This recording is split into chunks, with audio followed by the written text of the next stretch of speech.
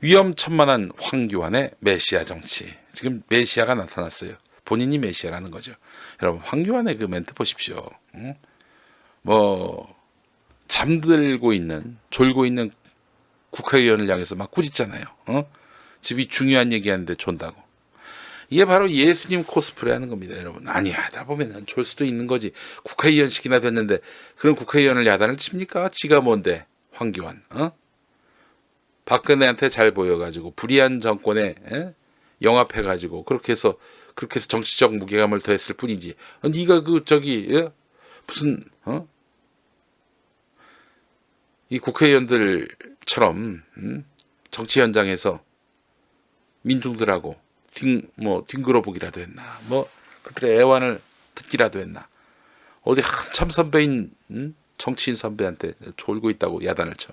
이 바로 예수님이 겟세마네 동산에서 이제 막 정말 피를 토하는 심정으로 기도하고 내려왔는데, 이 제자들이 다 자고 있어요. 깨어 기도하라 이러면서 야단을 치셨잖아요. 그 코스프레 하는 겁니다. 야, 네가 예수냐? 근데 이제 사실 황교안의 본인이 메시아라고 자뻑하고 있는 이런 일들은 한두 번 본 게 아닙니다. 관련한 기사 보겠습니다. 그 전에 광고부터 봐야 되겠네요. 자, 여러분, 여러분께 휴먼 영상의학센터의 인터벤션 시술을 소개합니다. 인터벤션 시술이란 최소 절개와 국소 마취로 안전하고 신속하게 치료할 수 있는 시술법입니다. 큰 수술이 부담스러웠던 분은 이제 휴먼 영상의학센터 만나보시기 바랍니다. 환자 상태에 따라서 시술 당일 퇴원도 가능합니다.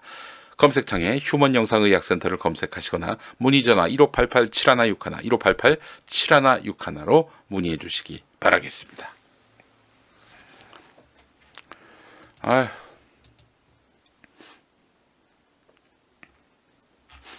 콧물이 자꾸 나요, 콧물이. 네.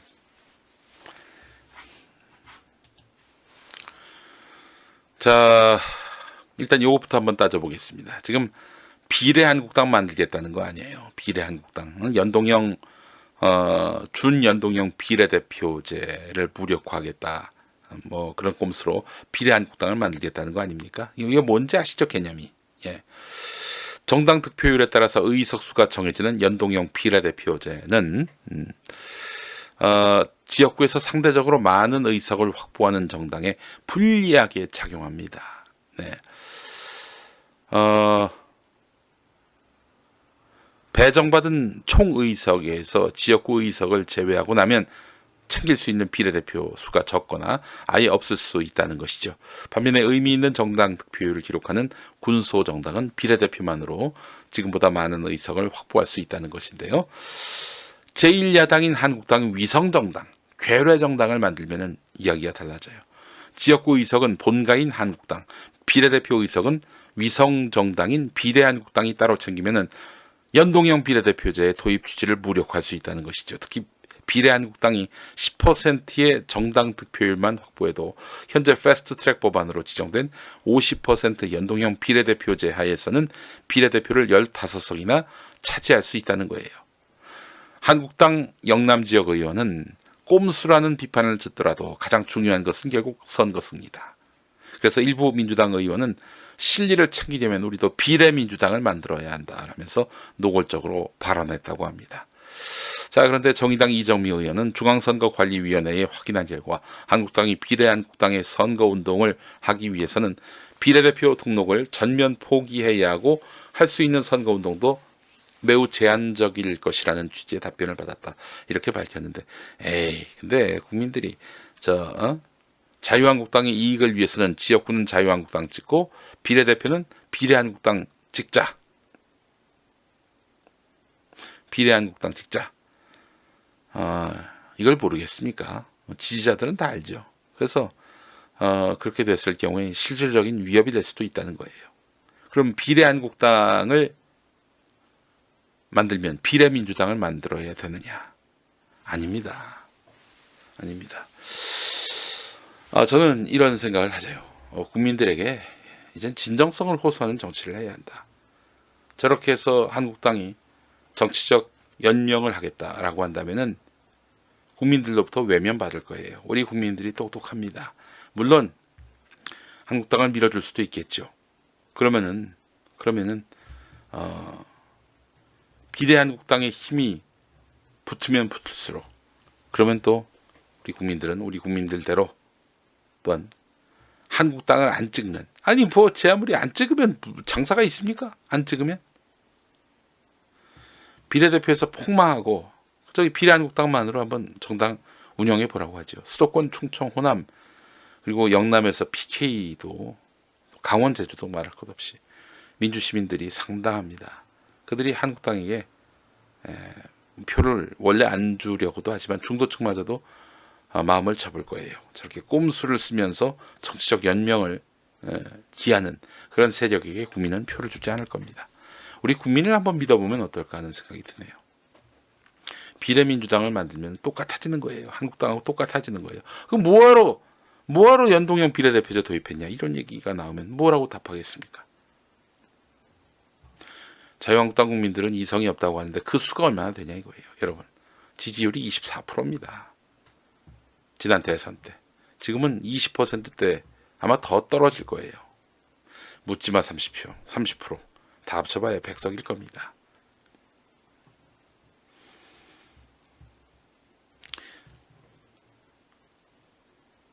국민들의 마음이 돌아설 거예요. 아, 이것들이 장난을 치는구나 라고 생각하는 순간 그건 장사 없어요. 정말. 우리 국민도 한번 믿어봅시다.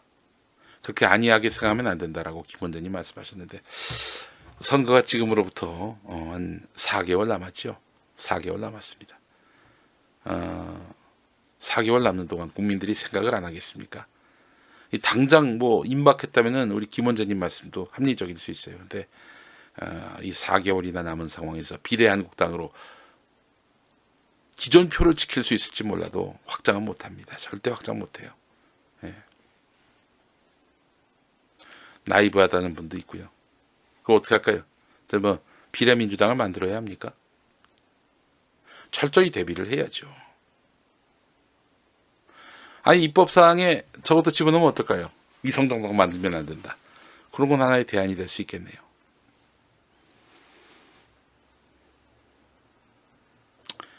저는 지금까지 봐온 선거에서 꼼수 썼다가 망한 정당 한두 번 본 게 아닙니다. 예. 기계적으로 자유한국당 찍는다고 찍어지는 게 아니기 때문에, 글쎄요, 저하고 생각이 다른 분들의 마음도 존중하고요. 예.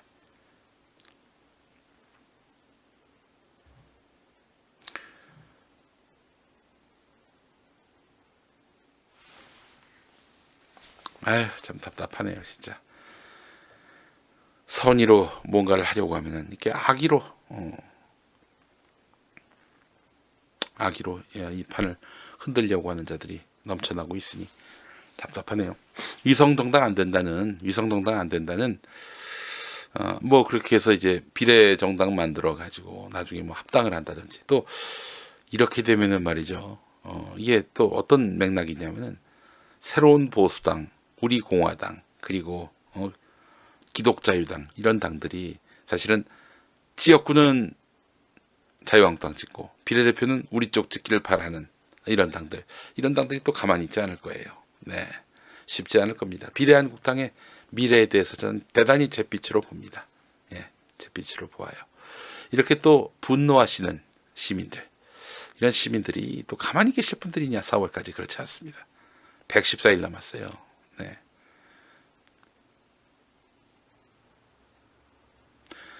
민주세력 누군가가 위성정당을 만든다, 비례 위성정당 만든다. 그럴 수 있겠죠. 민주당과 무관하게. 그거 누가 맡겠어요. 그러나 그렇게 국민들한테 마음 먹기가 쉽지 않아요. 또 총선 앞두고 그렇게 표 얻겠다고 정당 만들어가지고 덕본당 없습니다, 여러분. 네. 민주당이 비례민주당 만드는 거, 글쎄요, 그거는 저한테는 도움이 안 된다고 판단을 합니다만. 네. 자, 저는 기본적으로 석패율제는 없앴으면 좋겠어요. 너무 셈법이 복잡해지고 누구를 위한다는 느낌이 들잖아요. 그냥 이 상황에서 위성정당이 기능하지 못하도록 하는 정도 단서는 넣어서 그렇게 해가지고 선거제도 개편을 속도감 있게 하고, 그리고 나서 검찰개혁 법안 입법했으면 좋겠다는 게 제 생각이네요. 네. 여러분께 권합니다. 김용민이 출연했던 KBS 1TV 더 라이브 지난 수요일 방송 이정미 정의당 의원 나왔을 때 그 앞부분 한번 보세요. 굉장히 쉽게 이번 선거제도 개편안에 대해서 그래픽으로 소개를 했습니다. 보시면 단번에 다 이해가 되실 거예요. 단번에 이해가 안 되면 두 번, 세 번 한번 보세요. 그러면 선거제도와 관련해서 복잡하고 어려운 것들이 몽땅 다 해결됩니다. 네. 자, 극우 메시아주의, 황교안의 폭주 관련한 기사 하나만 더 보겠습니다.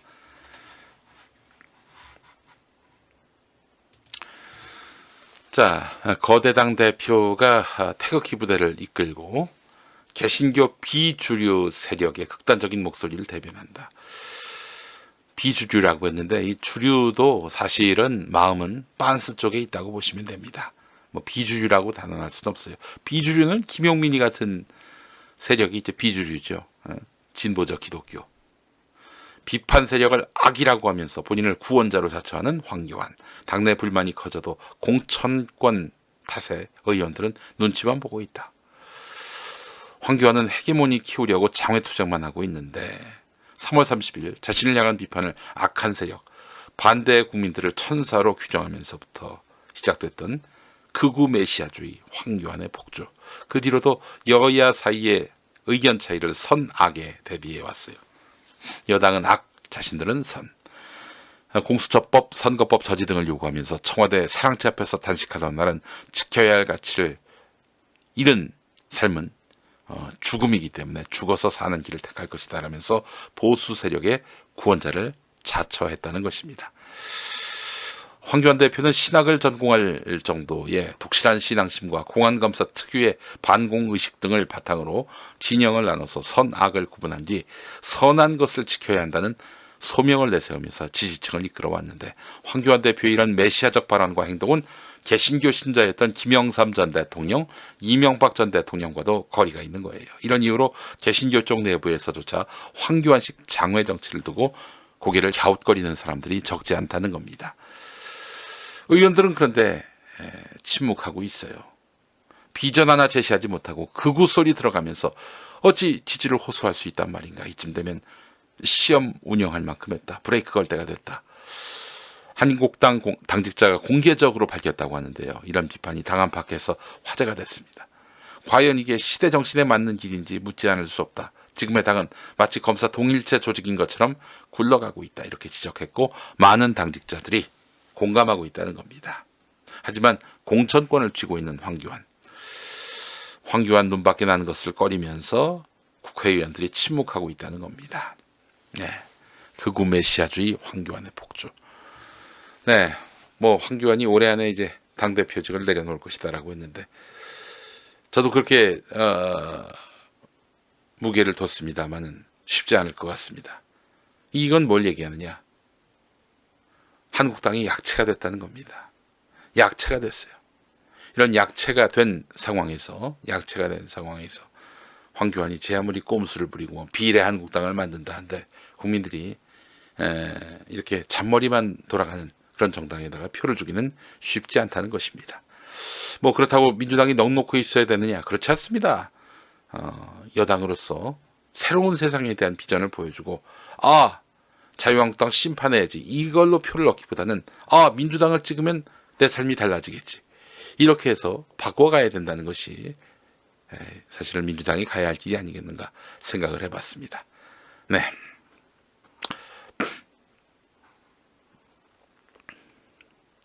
오늘 순서 마치겠습니다. 여러분 함께해 주셔서 감사하고 내일 다시 뵙도록 하겠습니다. 좋은 하루 보내십시오.